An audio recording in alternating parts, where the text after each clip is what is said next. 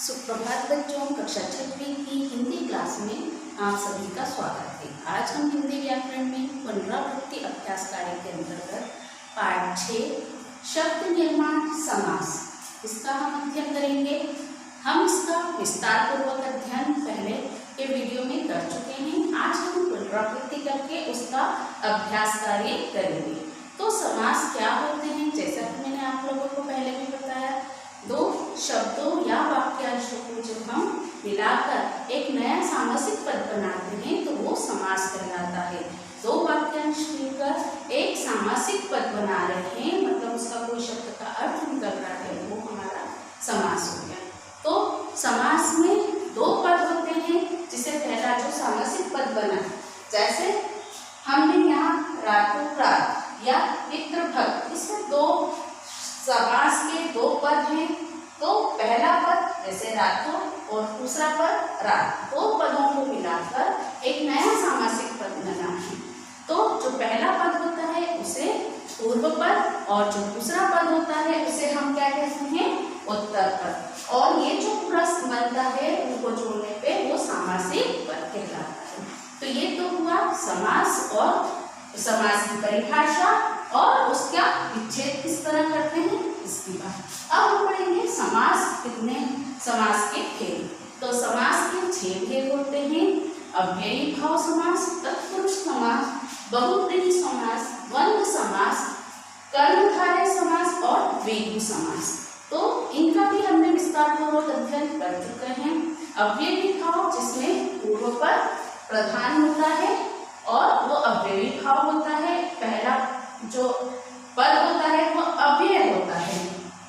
तत्पुरुष इसमें दूसरा पद प्रधान होता है और इसमें जब हम तत्पुरुष समास में जो है विभक्तियों, जब हम इसका विच्छेद करते हैं तो विभक्ति चिन्ह इसमें लगते हैं।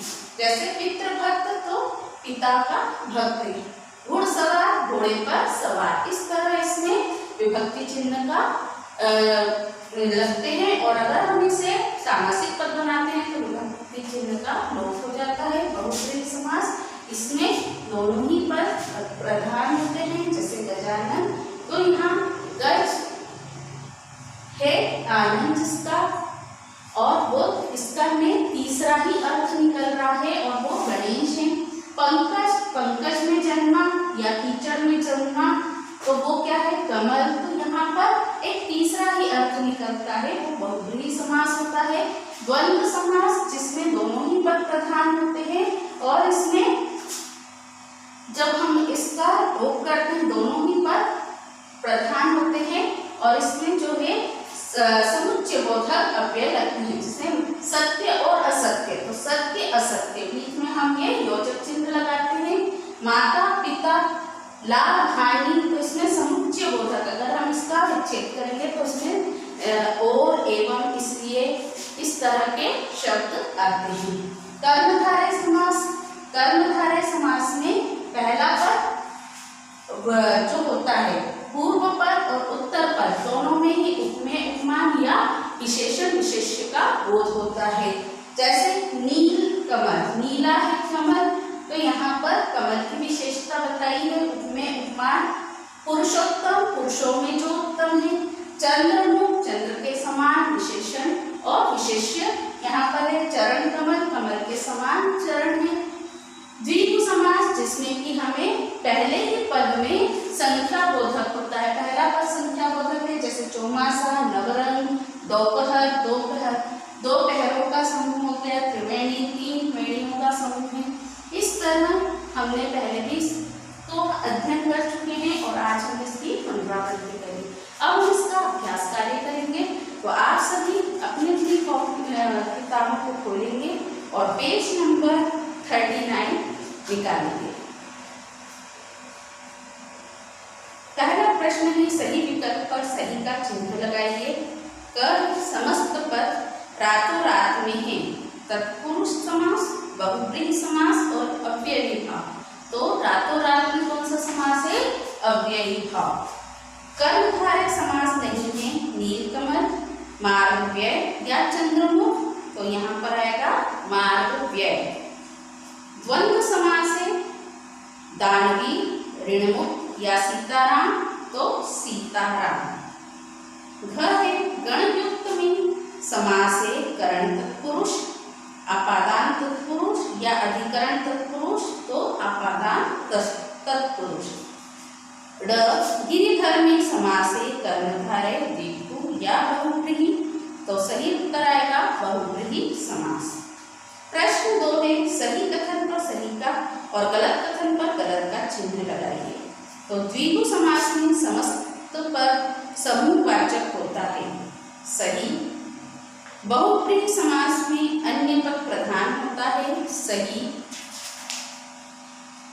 जिन समस्त पद में उत्तर पद अव्यय हो वह अव्ययी भाव होता है, गलत।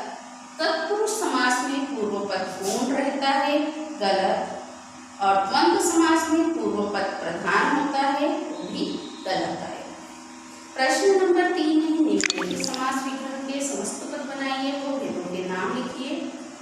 हाथ ही हाथ में समस्त पद बनेगा हाथों हाथ और भेद है अव्ययी भाव।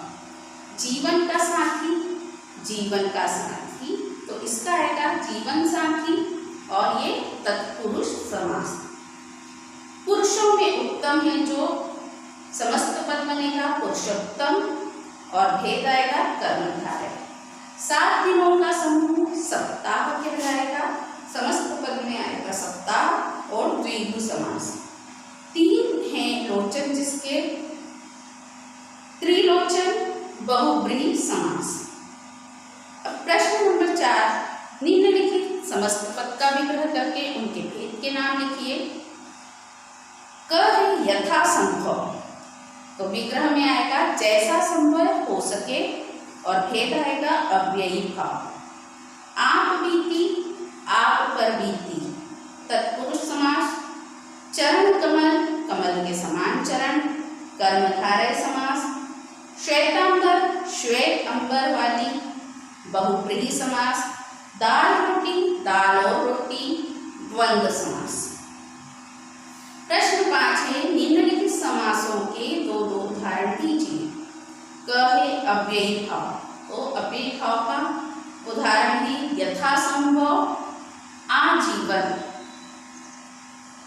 ख कर्मधारय समास, इसका उदाहरण में लिखेंगे चंद्रमुख नीलकमल। द्वंद्व समास, द्वंद्व समास में दाल रोटी माता पिता भाई बहन इस तरह द्वंद्व समास। माता पिता बीच में आपको योजक चिन्ह लगाना है, लाल पानी इस तरह आप लिख सकते हैं। बहुव्रीहि समास, बहुव्रीहि समास में गजानन पंकज दशानन इनमें से आप राइट कर सकते हैं। तत्पुरुष समास, तत्पुरुष समास में पितृभक्त घुड़सवार यश प्राप्त देशभक्ति इस तरह आप उदाहरण लिख सकते हैं। अब प्रश्न नंबर 6 नीचे दिए गए प्रश्नों के उत्तर कीजिए।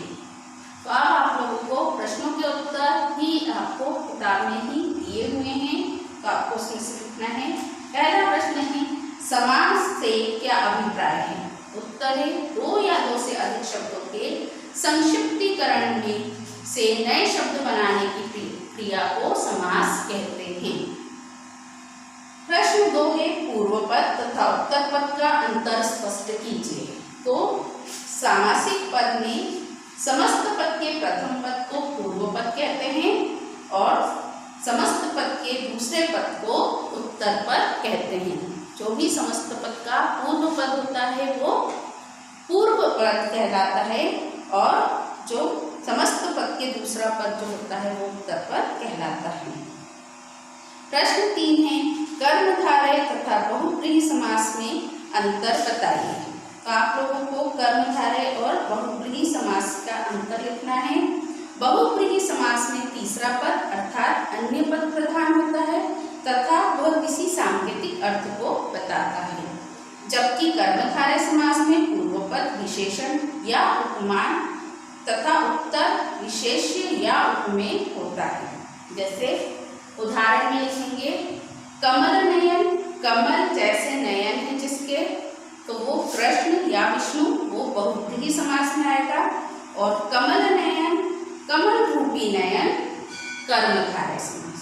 इस तरह एक ही उदाहरण दोनों का हो सकता है, लेकिन अंतर यह है कि अगर हम उसमें कमल नयन में अगर हम तीसरे अर्थ निकालते हैं, दोनों पदों को जोड़कर कोई तीसरा अर्थ निकल रहा है तो वहां पर बहुब्रीहि समास होगा। लेकिन अगर उसकी तुलना कर रहे हैं तो वहां पर कर्मधारय समास होगा।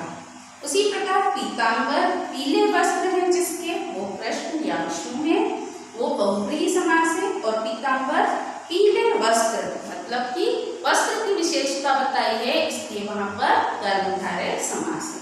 तो इस तरह आप लोगों को